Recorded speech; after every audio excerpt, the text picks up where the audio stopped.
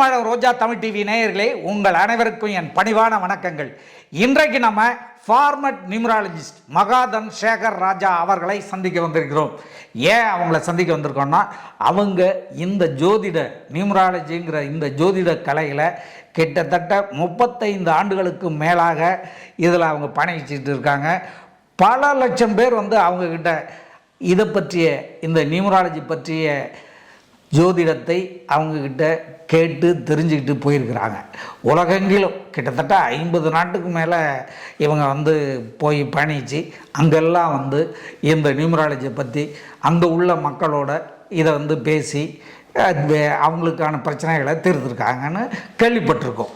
அப்படிப்பட்டவங்களை இன்றைக்கி நம்ம சந்திக்க வந்திருக்கோம். எதுக்கு அப்படின்னா, இன்றைக்கி நம்முடைய நாட்டில் என்ன நடந்துகிட்டு இருக்குங்கிறது உங்களுக்கு தெரியும். ரொம்ப பரபரப்பாக போயிட்டுருக்கு. அடுத்து என்ன அப்படிங்கிற மாதிரி போயிட்டுருக்கு. இந்த அடுத்தில் யாருக்கு அடுத்து அரியணை காத்துக்கிட்டு இருக்கு, யார் அந்த அரியணையில் உட்காருவா அப்படிங்கிறது தான் இந்தியாவில் இன்றைக்கி பரபரப்பாக பேசிகிட்டு இருக்கக்கூடிய ஒரு விஷயம். அது மட்டும் இல்லைங்க, உலகமே எதிர்பார்த்துட்டு இருக்கு. இந்திய அரியணையை பிடிக்க போவது யார், உட்கார போவது யார் அப்படின்னு உலகமே உற்று நோக்கிட்டு இருக்கு. பல பேர் பல உலக நாடுகள் ஒரு சிலருக்கு அவங்களால முடிஞ்ச சப்போர்ட்டை பண்ணிகிட்டு இருக்காங்க. இவர் தான் நம்மால், இவர் ஜெயிக்கணுன்ட்டு. இன்னொரு சாரர் இன்னொருத்தர் ஜெயிக்கணும்னு அவங்களுக்கு சப்போர்ட் பண்ணிகிட்டு இருக்காங்க. இப்படி ஒரு சினிமாவில் ஒரு கிளைமாக்ஸை நோக்கி இந்தியாவில் இன்றைய நிகழ்வுகள் நடந்து கொண்டிருக்குது. பரபரப்பாக போயிட்டுருக்கு. ரொம்ப சீட்டு நுனியில் உக்காந்துக்கிட்டு சினிமா பார்க்கும்போது கிளைமாக்ஸ் பார்ப்பாங்க பாருங்கள், அந்த மாதிரி ஒரு சூழ்நிலை தான் இன்றைக்கி இருக்குது. இதை எப்படி நாளைக்கு நமக்கு ரிசல்ட் வந்தோடனே தெரிஞ்சிடும் என்ன நடக்க போகுது, என்ன நடந்தது அப்படிங்கிறது. இருந்தாலும் அதுக்கு முன்னாடியே நம்முடைய ஃபார்மட் நியூமராலஜிஸ்ட் மகாதன் சேகர் ராஜா சார்கிட்ட இதுக்கு என்ன நடக்கும் அப்படிங்கிறத பற்றி கேட்டு தெரிஞ்சுக்கிறது எல்லாருக்குமே ஒரு ஆர்வம் இருக்கும் இல்லையா? அதை கேட்குறதுக்கு தான் வந்திருக்கோம். அவங்ககிட்ட கேட்டு தெரிஞ்சுப்போம். வாங்க சார். வணக்கம். வணக்கம் சார். வணக்கம் சார். நீங்கள் பல விஷயங்களை பல மீடியாக்களில் சொல்லியிருக்கீங்க. அது எல்லாமே நடந்திருக்கு. கண்டிப்பாக இன்றைக்கி உங்களுக்கு தெரியும் நம்ம இந்தியாவில் என்ன நடந்துகிட்ருக்குன்னு. அவ்வளோ பெரிய அந்த ஒரு சதுரங்க விளையாட்டு மாதிரி தான் இதுன்னு சொல்லணும், அரசியல் விளையாட்டு. இந்த அரசியல் விளையாட்டில் யார் சார் அரியணையை பிடிப்பாங்க, யாருக்கு அரியணை கிடைக்கும்? கண்டிப்பாக. ஏன்னா இப்போது சார் முதல்ல சொன்ன மாதிரி உலகமே இந்தியாவை நோக்கிட்டு இருக்குது. நம்மளுடைய அரசியல் அடுத்து யார் அரியணையில் அமர்வார்கள், யார் ஆட்சியை பிடிப்பார்கள் என்று ஏன் உலகமே இந்தியாவை பார்க்குது அப்படிங்கிறதுக்கு அரசியல் ரீதியாக பெரிய பெரிய ஆளுங்களுக்கு, பெரிய பெரிய அவங்களாம் உள்ளவங்களுக்கு தெரியும். ஆனால் இப்போ நான் சொல்ல போகிறது எல்லாத்துக்கும் தெரிஞ்சுக்கணுன்றதுக்காக சொல்ல வரேன். உலகமே பார்க்குறதுக்கு உண்டான காரண காரியங்கள் என்ன இப்போனாக்கா, இந்தியா எல்லா விஷயத்துக்கும் உட்பட்ட நாடு. அப்படி என்றால் இப்போ வெளிநாட்டில் ஒரு கார் கம்பெனி இருக்குது, இந்தியாவில் அவங்க ஆரம்பிக்கணும்னு நினைக்கிறாங்க. எதுக்குன்னாக்கா, இந்தியாவில் செல்லிங் கெப்பாசிட்டி உள்ள இருக்குது, பையிங் கெப்பாசிட்டியும் இருக்குது, லேபர்ஸும் கிடைப்பாங்க. எல்லா விஷயத்துலேயும் இந்தியா ஒரு பிஸ்னஸ் சென்டரான ஒரு நாடு உலக அளவில். ஏன்னா நான் உலகம் ஃபுல்லாக சுற்றிருக்கிறது, வெறும் பேர் பார்க்குறது மட்டும் இல்லை, எல்லாத்தையும் அறிஞ்சு தான் வச்சுருப்பேன் நான். இப்போ நம்ம இந்தியன் கம்பெனி போயிட்டு அமெரிக்காவில் போய் ஒரு கார் கம்பெனி ஓப்பன் பண்ணுறோம் அப்படின்லாம் பார்த்தீங்கன்னாக்கா, அங்கே லேபர்ஸ் கிடைப்பாங்களான்னு பார்த்தா கிடைக்க மாட்டாங்க. செல்லிங் பைங்கிறத விட்டுருங்க, லேபர்ஸ் கிடைப்பாங்களா? ஒரு பிஸ்னஸ் பண்ணுறதுக்கு லேபர்ஸ் அமெரிக்காவில் கிடைப்பாங்களா? கிடைக்க மாட்டாங்க. லண்டனில் கிடைப்பாங்களா? கிடைக்க மாட்டாங்க. ஃப்ரான்ஸில் கிடைக்குமா? கிடைக்காது. ஆனால் அவன் இந்தியாவில் பிஸ்னஸ் பண்ண எல்லாமே கிடைக்கும் இங்கே. அதை தான் இந்தியா பார்ப்போங்க. ஏன்னா மார்க்கெட்டு, இன்டர்நேஷ்னல் மார்க்கெட்டு பார்த்தீங்கன்னாக்கா இந்தியாவை அடிச்சுக்கிறதுக்கு இன்னொரு நாடு இல்லை. ஸோ அதனால் இந்தியாவில் பிஸ்னஸ் பண்ணுறது எல்லோரும் உலகம் ஃபுல்லாக விரும்புவாங்க. சேம் டைமு அப்போ இந்தியாவில் அவங்க பிஸ்னஸ் பண்ணுறதுக்கு அவங்களுக்கும் ஒரு சப்போர்ட்டு. ஏன்னா ஒருத்தர் தொழில் பல ஆயிரம் கோடி பிஸ்னஸ், பல லட்சம் கோடி பேர் பிஸ்னஸ் பண்ணும்போது அவங்களுக்கு ஆசை போட்டு தான் பார்ப்பாங்க. அதன் மூலயமாக்க இந்தியனுடைய பொருளாதாரம் வரும், மக்களுக்கு வேலையும் நிறைய கிடைக்கும். அதனால் இந்தியாவில் பிஸ்னஸ் பண்ணுறதுக்கு தான் உலக நாடே உத்து நோக்கும். அதனால தான் இந்தியாவினுடைய அரசியலையும் உத்து நோக்கிறார்கள். அதனால் ஒரு கார் கம்பெனிங்கிறது ஒரு எக்ஸாமுக்காக சொல்லப்பட்டது. நீங்கள் எந்த பிஸ்னஸ் எடுத்துக்கிட்டாலும் அதுதான்.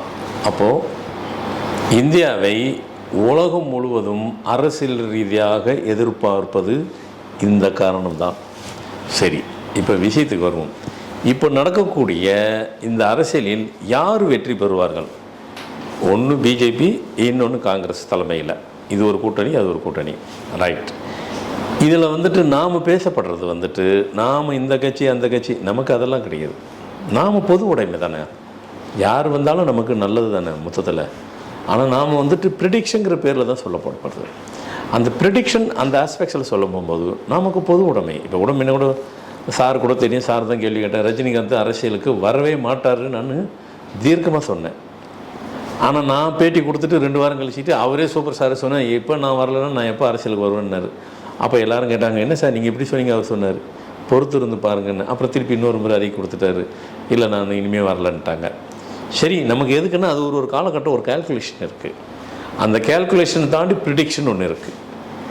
அந்த ஆஸ்பெக்ட்ஸில் தான் இப்போ பதில் சொல்ல போகிறோம். இது ஒரு கேல்குலேஷன், ப்ரிடிக்ஷன், ரெண்டுத்தையும் போட்டாக்கா நமக்கு கிடைச்ச பதில் தான் உங்களுக்கு எல்லாத்துக்கும் சொல்ல போகிறோம். இந்த 2024 வருடம் அப்படின்னு பார்த்தீங்கன்னா 2024, இந்த 2024 அப்படின்னு போட்டினா கூட்டினா 8ன்னு வரும்.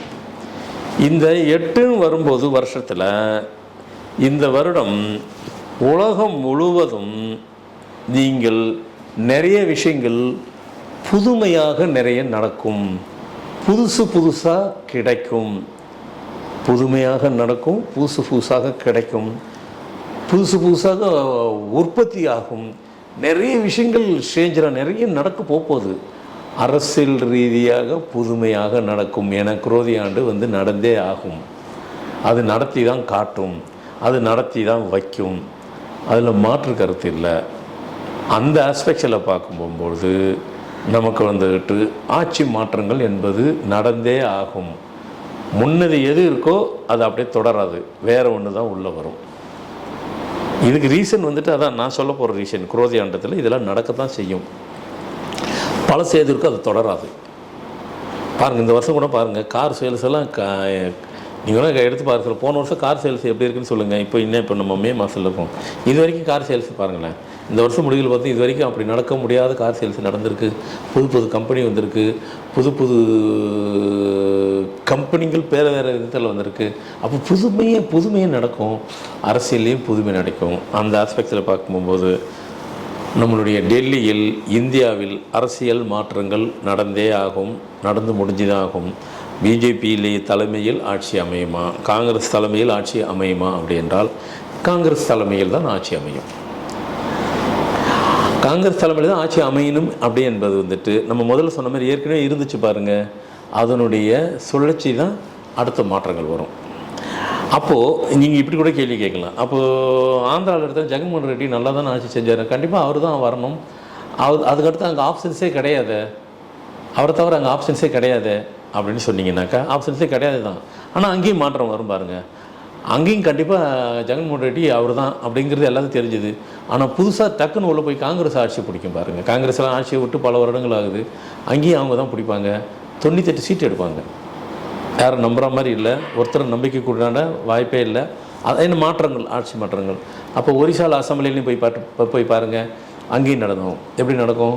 இது வரைக்கும் அவர் 5 முறை இருந்துட்டார், 6வது முறை இருக்க போகிறாரு. ஆனால் காங்கிரஸுன்னு ஒன்று சப்போர்ட் பண்ணால் தான் அவரால் ஆட்சி அமைக்க முடியும். காங்கிரஸுக்கு அங்கே நிறைய அங்கே காங்கிரஸுக்கு ஆப்ஷன்ஸே கிடையாது. அங்கே இந்த முறை காங்கிரஸுக்கு வரும், ஏன்னா புதுமை, ஏன்னா இந்த குரோதி ஆண்டு அது மாதிரி மாற்றி கொண்டு தான் கொடுத்தாகும். காங்கிரஸ் நம்ம கொடுக்க மாட்டோம்னா அங்கேயும் கலந்து எலெக்ஷன் வச்சா திருப்பி காங்கிரஸ் வந்துடும். ஆனால் அப்படி சூழ்நிலை வராது, காங்கிரஸ் சப்போர்ட் இருக்கும், வித் அலைன்ஸோடு வந்துடும். அப்போ காங்கிரஸ் ஆட்சி மாற்ற கட்சி வந்துடுச்சு. டெல்லிலையும் அதே தான் இருப்பது. மத்தியில் காங்கிரஸ் கூட்டணி இப்போ அவங்க அலைன்ஸோடு இருக்கிறாங்க பார்த்தீங்களா. இதுதான் அலைன்ஸுன்னு கிடையாது. இதுக்கு அப்புறமும் அலைன்ஸிலே இல்லாதவங்களும் உள்ளே வந்துட்டு அவங்களே வந்துட்டு அவங்களுக்கு சப்போர்ட்டுன்னு சொல்லி, எப்படி வந்துட்டு பிஜேபியில் முன்ன ஒரு முறை வாஜ்பாய் வந்துட்டு ஆட்சியில் வந்துட்டு அலைன்ஸ் இல்லாதவங்களாம் நிறைய பேர்லாம் உள்ளே வந்துட்டு நாங்கள் உங்களுக்கு சப்போர்ட் பண்ணுறோன்னு சொல்லி ஆட்சி அமைச்சாங்களோ, அந்த சூழ்நிலை இந்த முறை அப்படி ஒரு நிகழ்வு நடந்தே ஆகும். அப்போ ஃபுல்லாக வந்துட்டு, ஆனால் ஒரு பெண்ணாக தான் வந்துட்டு அப்படி தான் எனக்கு திருப்பி சொல்லுது, ஒரு பெண்ணு தான் பிரைம் மினிஸ்டராக வருவார்கள். அது யாருன்றது யூகிக்கிறத அவங்கவுங்க கையில் நான் விட்டுறேன். அன்னைக்குள்ள சூழ்நிலைக்கு இல்லை, ராகுல் தானே, அவர் தானே, ராகுலுக்கு தான் சந்தோஷம்தான், ராகுலை நோக்கி தான் காங்கிரஸே நகர்த்துது, ராகுலை நோக்கி தான் இந்தியாவே இன்றைக்கி பயணிக்குது. ராகுல் மீன்ஸ் ராகுல் காந்தியை இருந்தால் சந்தோஷம். ஆனால் எனக்கு சொல்லப்படுறது ஒரு பெண்ணு தான் பிரதம மந்திரியாக வருவார் அப்படின்னு சொல்லப்படுது. ஸோ ஏன்னா சூழ்நிலைகள் அப்படி அமையுது. இது நடந்து தான் ஆகுமா அப்படின்னாக்கா நடந்து தான் ஆகும். குரோதி ஆண்டு கொண்டு தான் போய் கொடுக்கும், அது மாற்று கருத்து இல்லை. அது அப்போது இப்படி ஒரு சூழ்நிலை நீங்கள் போட்டு பாருங்கள், கரெக்டாக இருக்கா? இப்போ இன்றைக்கி நடக்கிற ட்ரெண்டுலேயும் பாருங்கள் எப்படி சூழ்நிலை எதை கொண்டு போகுது, அதைத்தான் கொண்டு போகுது. அதுக்கு இப்போ பாருங்கள், சிம்பிளாக சொல்கிறேன். இப்போ ராகுல் காந்தி பிறந்த தேதி என்ன? 19 ஜூன் 1970. அப்போ நம்ம ஃபார்முலா பார்த்திங்கன்னா 1/6/86. இந்த ஆஸ்பெக்டில் பார்த்திங்கனாக்கா எலெக்ஷன் எப்போ ஃபஸ்ட்டு ஆரம்பித்தாங்க? 19ஆம் தேதி தான் ஆரம்பித்தாங்க, ஏப்ரல். அவர் தேதியில் தான் எலெக்ஷனே ஸ்டார்ட் பண்ணாங்க. அப்போ அவர் தேதியில் தான் முடியும். அப்போ ஃபோக்கஸே யார் மேலே ஃபோக்கஸ் பண்ணுறாங்களோ முடியுது. அது இயற்கையாகவே நடந்ததா இல்லை எப்படி? இயற்கை தான் நடந்தது எல்லாமே. அது போய் யார் பிளான் பண்ணுவா? அது இயற்கையாகவே நடந்திருக்குது. அப்போ ராகுல் காந்திட்டு இந்தியா ஃபுல்லாக சுற்றி வர்றது எப்போ ஆரம்பித்தாங்க? ஏப்ரல் 19ஆம் தேதி. ராகுல் பிறந்தது எப்போது? அதே 19, அதுக்காக ஏப்ரல் இல்லை, 19ஆம் தேதி தான் பிறந்திருக்காரு. ஸோ ஃபோக்கஸ் அங்கே போய் நிற்கிது. அப்போ டேட்டும் ஃபேட்டும் யாருக்கு ஸ்ட்ராங்காக இருக்குது அப்படின்னாக்கா அவங்க தான் உட்கார முடியும். இன்றைக்குள்ள காலகட்டத்துக்கு டேட்டும் ஸ்ட்ராங்கு ஃபேட்டும் ஸ்ட்ராங்கு நான் பேரை சொல்ல விரும்பல, ஆனால் பெண்ணு தான் வருவாங்க தெரியும் எனக்கு. ஆனால் அது இப்போ வேண்டாமே. ஸோ யார் வருவாங்கன்றது சொல்லியாச்சு. மீதி இப்படி தான் சூழ்நிலை கொண்டு போய் விடும் பாருங்கள். ஆனால் ஒவ்வொரு நிகழ்ச்சி நான் கடந்த 30 வருடங்களாக அரசியலை பற்றி நான் ப்ரெடிக்ஷன் கொடுத்துட்டு தான் இருக்கிறேன். எந்த இடத்துலையும் இது வரைக்கும் மிஸ்பிளேஸ் ஆகலை. 30 வருஷமாக சொல்லியிருக்கிறேன், 30 வருடங்களாக சொல்லிகிட்ருக்கிறேன். இதில் ஒரு முறை நான் கட்சி பேரை சொல்ல, தமிழ்நாட்டில் அவங்க வரமாட்டாங்கன்னு சொல்லி அவங்க டிவிலே போய் பேசிட்டு வந்தேன். அவங்க அதை போடலை. அது எப்படி போடுவாங்க? அவங்க டிவியில் வரமாட்டாங்கன்னு சொல்கிறது போடுவாங்களா? பட் அது போடலை. அதுக்கு முன்ன வரைக்கும் நான் பேசுனதெல்லாம் போட்டாங்க, அதை போடலை. அது எப்படி போடுவாங்க? போட மாட்டாங்க. எனக்கு எது இருக்குன்னு அதை தானே சொல்ல வேணும். அதனால் நான் அதை பேசினேன். இல்லை எதுக்காக சொல்ல வரேன்னா, என்ன இருக்கோ நம்ம அதை பேசுகிறோம். நம்ம ஆசை கிடையாது அது. முதல்ல சொன்ன மாதிரி கால்குலேஷன், ஜாதகம் என்பது கணிப்பு, நம்ம ஃபார்மல் நியூமராலஜி என்பது கணக்கு. இந்த கணக்கை போடுறோம், ப்ரிடிக்ஷனை கொடுக்குறோம், ரெண்டுத்தையும் கிளப் பண்ணும்போது ரிசல்ட்டு கரெக்டாக நிற்கிது. கண்டிப்பாக நடைபெறுவதை ரிசல்ட்டு ஒன்றில் இந்த கால் கடந்து போயிடுச்சு, இந்த வந்துச்சு, இன்றைக்கி என்ன தேதி, அடுத்து ஜூன் 4ஆம் தேதி ரிசல்ட் வந்துடப்போ போகுது. ஆனால் அது எதிர்பார்க்க முடியாத அளவுக்கு ஃபுல் மெஜாரிட்டியோடு வருவார்கள். ஏன்னா 2014 நான் தான் பிஜேபி வரும், ஆனால் அவர்களே ஃபுல் மெஜாரிட்டியோடு வருவேன்னு நினைக்கல. அவங்களே வித் அலையன்ஸோடு தான் ஆட்சி கூட்டாட்சி தான் வைப்பேன்னு சொன்னாங்க. நான் ஒரு பத்திரிக்கை, ஃபார்மல் நியூமராலஜி ஒரு பத்திரிக்கையில் நான் இப்போ போல்டாக எழுதினேன், பிஜேபி ஃபுல் மெஜாரிட்டியோடு ஆட்சி அமைக்கணும். இப்பவும் இருக்குது, புத்தகத்தில் எடுத்தேன்னு இருக்குது. அதே தான் இப்போயும் சொல்கிறேன். 2024 காரணம் 2-2-2-0-2-8 உங்களை பிரச்சனையை கொடுக்காது. அந்த 8 ஒரு வருடம் ஆண்டில் வந்துச்சுன்னா அது பிரச்சனையை கொடுக்காது. அது ஃபுல்ஃபில் ஆகும். அது பியூரிட்டி பண்ணும், அது சுத்தப்படுத்தும், அது ஒழுங்குபடுத்தும், அது நியாயப்படுத்தணும். அதனால் இந்த வருஷம் நடக்கிறது எல்லாமே அரசியலில் குழப்பம் இல்லாத, தொய்வு இல்லாத, நீட்டான அரசியல் முடிவோடு சிறப்பாக முடியும். ஸோ இந்த முடிவை அனைவரும் எதிர்பாருங்கள். அனைவருக்கும் திருப்திகரமாக இருக்கும். அதன் பிரகாரம் மக்களும் மகிழ்ச்சியோடு இருப்பார்கள். ஸோ இதுதான் நடக்க போகுது. ஏன்னா பிகாஸ் இது குரோதி ஆண்டுன்னும் போது புதுமையை தான் கொண்டு போய் நிப்பாட்டும். அந்த காரணத்தை அடிப்படையில் சொல்லப்படுறது வித் ப்ரெடிக்ஷனோட. ஸோ நிச்சயமாக எல்லாத்துக்கும் இது அதிசயமாகவும் ஆச்சரியமாகவும் இருக்கலாம். நடக்கிறது என்னவோ அதுதான் நாம் சொல்ல முடியும். நமக்கு பிடிக்குதுங்கிறது அது பர்சனலு. பிடிக்கிறத தாண்டி நடக்க போகிறது தான் நாம் சொல்ல வேண்டியது கடமை என்னும்போது அதை நம்ம சொல்லத்தானே வேண்டும். ஸோ நிச்சயமாக எல்லாம் வரட்டும். வரும்போது நிகழ்ச்சியை பார்க்க போகிறீங்க. முடிவும் விரைவில் பக்கத்தில் தான் இருக்குது, வெகு விரைவில் இருக்குது. முடிவதும் பார்க்க தான் போகிறோம். ஸோ முடிந்த பின்னால் தான் நான் ஒவ்வொரு நிகழ்ச்சியில் சொல்லும்போது அப்போ தான் இருக்கும். முடிந்த பிறகு தான் எல்லோரும் அதிசயப்படுவார்கள், ஆச்சரியப்படுவார்கள். அதே மாதிரி இதையும் அதிசயப்படுவார்கள், ஆச்சரியப்படுவார்கள். ஸோ நிறைய மெசேஜ் கொடுத்துருக்குன்னு நான் நம்புகிறேன். சார், இந்த இதை பற்றி ரொம்ப நல்லா அழகாக அரியணை யாருக்குங்கிறத பற்றி அழகாக சொன்னீங்க சார். இப்போ நீங்கள் சொன்னதை பார்த்தா அவர் பிறந்த நாளில் அவர் பிறந்த தேட்டில் வச்சுருக்காங்க, அதனால் அவர் வருவார்ன்றீங்க. இன்றைக்கி ஆட்சியில் இருக்கிறவங்க ஆன்மீகம், ஜோதிடம் இது மேலெல்லாம் மிகுந்த நம்பிக்கை உள்ளவர்கள், பற்று உள்ளவர்கள். அவங்க இதெல்லாம் தெரியாமல் இந்த டேட்டை தேர்தல் தேதியை அனௌன்ஸ் பண்ணுவாங்க, அந்த டேட் வைப்பாங்க, இது பண்ணுவாங்க. இல்லை கரெக்ட். அதாவது ஒவ்வொரு அரசியல்லையும் வந்து ஒவ்வொரு முறையும் எல்லா அரசியல் ஸ்டேட் வைஸு சென்ட்ரல் வைஸு கண்டிப்பாக அதை பார்த்து ஏன் ஈவன் ராக்கெட்டு விடுறது கூட அதை பார்த்து தான் விடுறாங்க. அமெரிக்காவில் கூட ராக்கெட்டு விடும்போது கூட நல்ல நேரத்தை பார்த்து தான் விடுறாங்க. அது அவங்களுக்கு தெரியாமல் நடக்குதுன்னு சொல்ல முடியாது. இது நான் முதல்ல சொன்ன எதேச்சே நடந்தது. நான் அதை ஒரு இதுக்காக கிளப் பண்ணி சொல்லி விட்டேன். அதாவது வந்து இது நடக்கிறதுக்கு எல்லாம் ஆமாம் இப்போ எல்லாரும் யோசிப்பாங்கல்ல, ஆமாம் கரெக்டு. அதே இப்போ 19 தான் இவர் ராகுல் காந்தி 19ஆம் தேதி பிறந்திருக்கு. அது அக்செப்ட் ஒரு ஏற்றுக்கிற போல ஒரு டேட்டு தானே அது. அதனால அவர் டேட்டில் வைக்கணும்னு யார் அப்படி நினைப்பாங்களா? நினைக்க மாட்டாங்க. இயற்கையாக நடந்தது. அதனால அவரை ஃபோக்கஸ் பண்ணும்போது முடிவு ஃபோக்கஸ் அவர்லேயே முடியுது. இதுல டேட்டு ஃபேட்டு யாருக்கு ஸ்ட்ராங்கா இருக்கு அப்படின்னு பார்க்கும்போது ஒரு பெண்ணுக்கு அவங்க நல்லா ஸ்ட்ராங்காக இருக்குது. டேட்டு ஸ்ட்ராங், ஃபேட்டு சரியான ஸ்ட்ராங்கு. ஸோ அது வந்து எல்லாத்தையும் ஓவர் கம் பண்ணி பைபாஸ் பண்ணிட்டு அவங்கள ஃபோக்கஸ் பண்ணி தான் அங்கே கொண்டு போய் நிப்பாட்ட போகுது. அவங்களுக்கு அளவுக்கு மற்றவங்க யாரும் வந்து அவங்கள காம்படிட் பண்ண முடியாத அளவுக்கு அவங்களுக்கு நேரம் காலம் அமைஞ்சதுனால அவங்கள கொண்டாத்தி போய் உட்கார வைக்குது. அதுதான் சப்ஜெக்ட். ஓ ஓ ஓ ரொம்ப மகிழ்ச்சி சார். நீங்கள் இதுவரைக்கும் நிறைய ஜோதிடர்கள் வந்து பலவிதமான கணிப்புகளை பலவிதமாக சொல்லியிருக்கிறாங்க. நீங்கள் ஒரு கோணத்தில் ஒரு புதுமையான கணிப்பை வந்து வழங்கியிருக்கீங்க. என்ன நடக்க போகுது, என்ன நடக்கும் அப்படிங்கிறத பொறுத்திருந்து பார்ப்போம் சார்.